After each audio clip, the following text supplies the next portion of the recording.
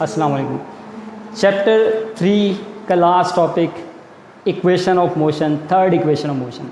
Last video में आपने देखा कि हमने second equation of motion derive की थी।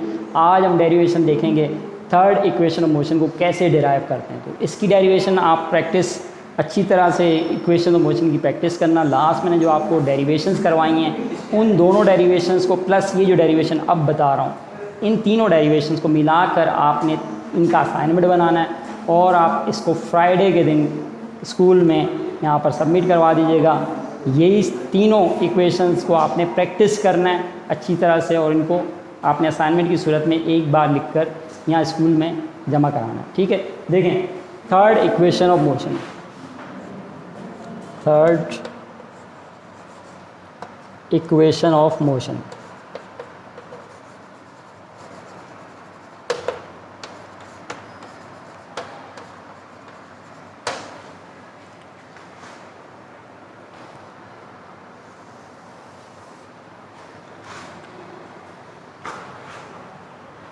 इस इक्वेशन को भी स्टार्ट करने से पहले वही दोबारा से सेम स्टेप्स आप रिपीट करेंगे। थर्ड इक्वेशन ऑफ मोशन में भी आप वही सब कुछ लिखेंगे जो आपने फर्स्ट और सेकंड में लिखा। दोबारा से आप ये बात मेंशन करेंगे, जो बात मैं यहाँ नहीं लिख रहा, बार बार मैं आपको तीनों इक्वेशन में बता चुका, आप लिखेंगे। नोट्स के अंदर लिखा मिलेगा आपको। लिखना क्या है वो आप गौर से सुन लें, सुन के भी लिख सकते हैं और नोट्स में भी लिखा वहाँ से देख कर भी आप लिख सकते हैं। देखें लिखना इसमें आपने ये है कि considering a body moving with initial velocity vi with a constant acceleration a, after some time its velocity becomes vf, the distance traveled by the body is given by। ये बातें आपने लिखने के बाद फिर ये स्टेप लिखना है। देखें s equals to v average t, इसका जिक्र मैं कल कर चुका, लास्ट वीडियो में मैं पहले कर चुका। आप उसमें देखेंगे कि एवरेज वेलोसिटी क्या होती है वो मैं पहले बता चुका, तो आप इसको वहाँ से देख लेंगे। अब हम बात करते हैं कि एवरेज वेलोसिटी का फॉर्मूला क्या है। देखें average velocity we know that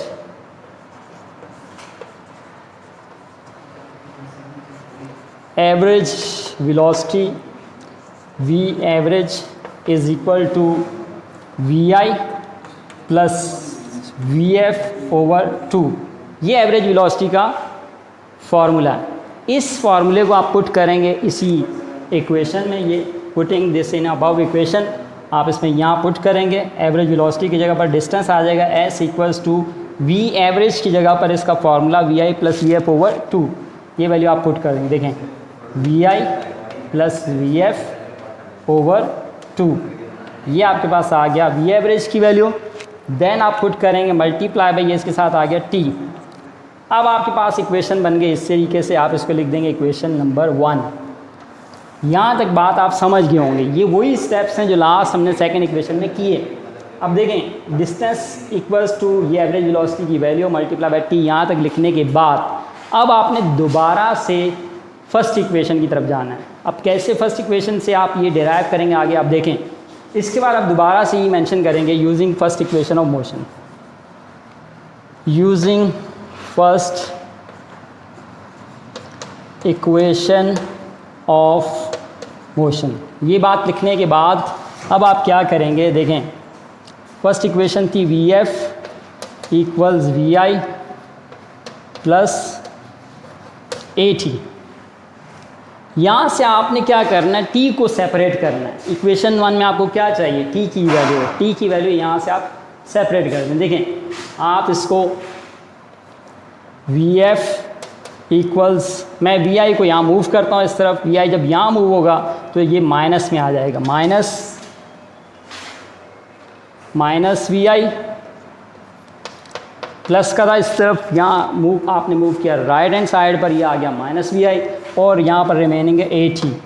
अब आपने इसमें से t को सेपरेट करने के लिए दोबारा से a को भी यहाँ से मूव करना है। यहाँ पर देखिए आ जाएगा vf माइनस vi, a इससे मल्टीप्लाई हो रहा था, अब यहाँ पर आकर अपॉन में इस वैल्यू को डिवाइड कर देगा इस तरह से और यहाँ पर रह गया t। ये आपके पास t की वैल्यू आ गई। आप इसको इस तरह भी लिख सकते हैं, मैं इसको यूँ भी लिख सकता हूँ, t इज़ इक्वल टू, ये value t is equal to vf minus vi over a। अब ये जो t की वैल्यू आई है इसको हम पुट करते हैं इक्वेशन नंबर 1 में, putting this value in equation number 1।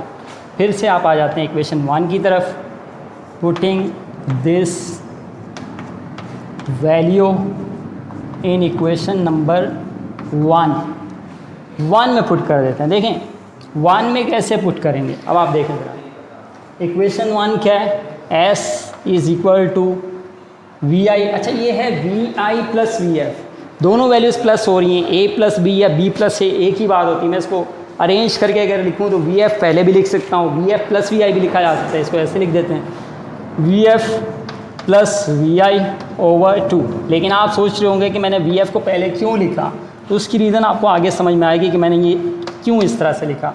और ये आ गया वी आई ओवर ए इस तरीके से। आपके पास आपने टी की देखें, आपके पास इक्वेशन 1 में वैल्यू पुट की, ये तो वही सेम लिखा आपने, v f plus v i या v i plus v f दोनों सेम है। आपने ये लिखा पहले, फिर टी की वैल्यू देखें, आपने यहाँ लिखा है putting T value of T in equation number 1, value of T आपने ये वाली पुट की यहाँ पर, तो क्या आ गया यहाँ पर v f minus v i over a, ये टी की वैल्यू है। अब आप देखेंगे आपके पास एक फार्मूला मैथ्स का बन गया, a plus b multiply by a minus b. ये फार्मूला आप यूज़ करेंगे, यूजिंग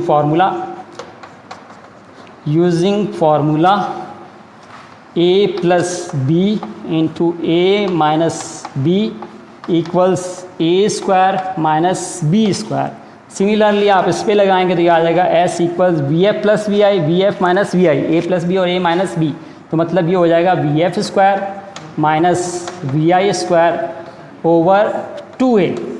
ये दोनों मल्टीप्लाई होकर हो जाएंगे 2a, और 2a को आप अगर मूव करते हैं right hand side left hand side पर, ये आ जाएगा 2as is equal to v f square minus v i square, और ये लेफ्ट हैंड साइड पे 2as हो गया। ये इक्वेशन आपके पास फाइनली जो आई है, this equation is called third equation of motion. यहाँ तक हमारी ये क्लास कंप्लीट होती है, तो आप इसको यहाँ तक अच्छी तरह से प्रैक्टिस कर लीजिएगा, यही थर्ड इक्वेशन ऑफ मोशन है।